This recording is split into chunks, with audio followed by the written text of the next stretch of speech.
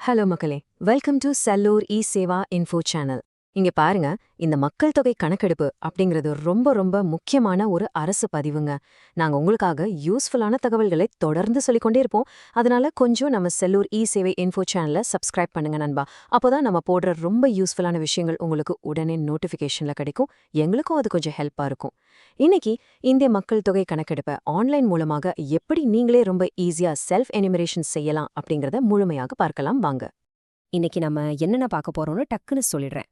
இதோட முக்கியத்துவம் என்ன, ஆன்லைன் ரெஜிஸ்ட்ரேஷன் எப்படி தொடங்குறது, குடும்பம் மற்றும் வீட்டு விவரங்களை எப்படி கொடுக்கணும், வீட்ல இருக்கிற வசதிகள் மற்றும் சொத்துக்கள் பத்தின தகவல், அப்புறம் ஃபைனல் ஸ்டெப் என்ன, கடைசியா ஒரு குட்டி குவிஸ். இவ்ளோதான். சரி, முதல்ல இந்த மக்கள் தொகை கணக்கெடுப்பு ஏன் இவ்வளவு முக்கியம்னு பாத்திரலாம். சரியான மக்கள் தொகை தரவுகள்ல தாங்க நம் நாட்டோட எதிர்கால வளர்ச்சிக்கான முக்கியமான அடித்தளம். நாம கொடுக்குற இந்த சரியான தகவல்களை வச்சுதான் அரசாங்கம் நமக்கான திட்டங்களை கொண்டு வர முடியும். முக்கியமா சாலைகள், மருத்துவமனைகள் மாதிரி உள்கட்டமைப்பை மேம்படுத்த இது ரொம்பவே உதவி செய்யும். சுருக்கமா சொல்லணும்னா, நம்ம கொடுக்குற சரியான தகவல் தான் நாட்டோட முன்னேற்றம். ஓகே, இப்போ ஆன்லைன்ல எப்படி நம்மளே பதிவை தொடங்குறதுன்னு பார்க்கலாம். அரசாங்கம் நமக்கு இதுல 2 ஆப்ஷன் கொடுத்திருக்காங்க. ஒன்னு, நீங்களே இப்போ ஆன்லைன்ல பதிவு செஞ்சுக்கலாம்.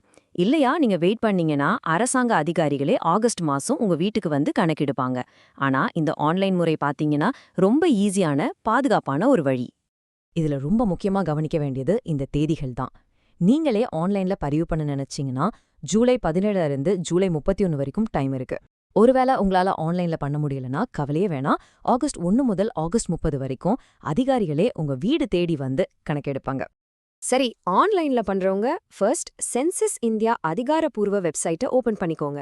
அதுல ஸ்டேட்னு இருக்கிற இடத்துல தமிழ்நாடுன்னு செலக்ட் பண்ணிட்டு அங்க தெரியுற கேப்சா கோடை கரெக்டா டைப் பண்ணி வெரிஃபை அண்ட் ப்ரொசீட் கொடுங்க. அப்புறமா குடும்ப தலைவர் பேரு, உங்க மொபைல் நம்பர், வேணும்னா இமெயில் ஐடி இதெல்லாம் கொடுத்துட்டு உங்க மொபைலுக்கு வர ஓடிபியை போட்டு வெரிஃபை பண்ணிக்கோங்க.